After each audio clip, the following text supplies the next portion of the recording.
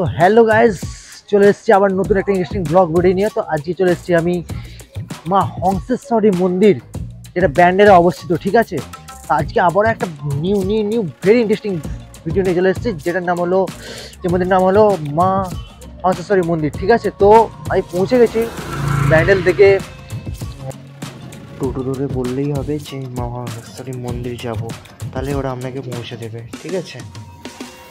তো দেখতে থাকো, তোমরা বুঝতে পারবে।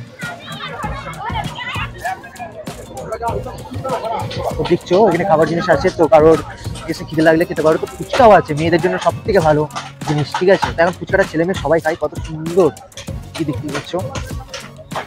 চলো দেখাই কি কি আছে এখানের মধ্যে। তো এটাই হলো মা হংসেশ্বরী মন্দিরের রাজগেট, ঠিক আছে।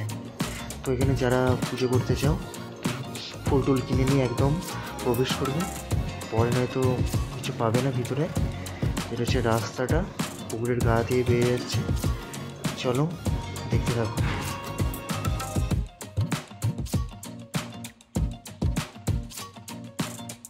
তো এটা হচ্ছে গ্যারেজ, ঠিক আছে। এবার টয়লেটও আছে এর মধ্যে।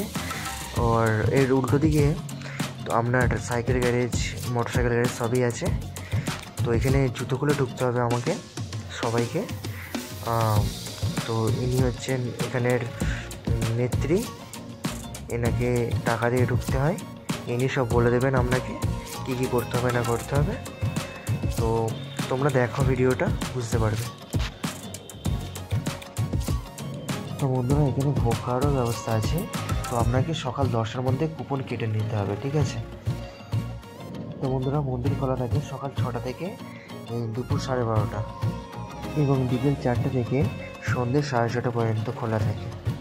তো বন্ধুরা, দেখতেই পাচ্ছ এখানে বলতে দিয়েছে মন্দিরের সীমানার ভিতরে জুতোর কঠোরভাবে নিষিদ্ধ, ঠিক আছে। এটা সব মন্দিরে যেখানেই যাবেন জুতোটা অবশ্যই খুলে যাবেন। তো দেখুন মায়ের মন্দির, এই মন্দিরে 13টি মিনার ও রত্ন রয়েছে, যা প্রস্ফুটিত পদ্মের আকারে নির্মিত। এই মন্দিরটির উচ্চতা 70 ফুট।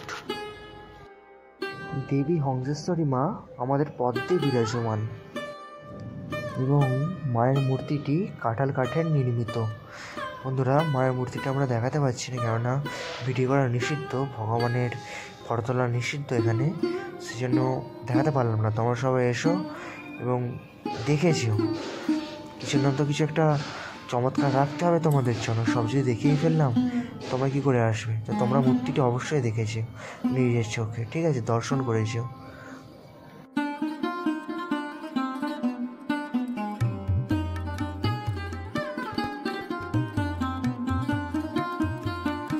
তো বন্ধুরা, এখানেও একটা মন্দির আছে, কিন্তু এখানে পোস্টার টাঙিয়ে দেওয়া হয়েছে এই মন্দিরটার ভিতরে যাওয়া যাবে না, ঠিক আছে। তো মা হংসেশ্বরী মন্দিরের চারিপাশে হচ্ছে অসংখ্য বাসুদেব মন্দির, ঠিক আছে। তো 1679 খ্রিস্টাব্দে রামেশ্বর দত্ত এই মন্দিরগুলি নির্মাণ করেন।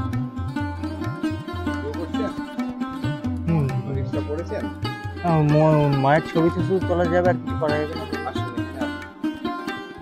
1799 সালে এই মন্দিরের কাজ শুরু হয়। তো এই মন্দিরটি নির্মাতাদাতা হচ্ছে শ্রী নৃসিংহদেব, কিন্তু তার মন্দির নির্মাণ হওয়ার আগেই তিনি মারা যান। এবং রাজার ছোট রানী শঙ্করী দেবী 1814 সালে এই মন্দিরের কাজ সম্পন্ন করেন। তো রাজার যে জমিদারের যে দুটি বাড়ি ছিল সবই ধ্বংসস্তূপে পরিণত হয়েছে। তো তার মধ্যে একটি অংশ আছে, আর একটি অংশ নষ্ট হয়ে গেছে, কিন্তু এখনও ওদের বংশধর এখনও এখানে আছে।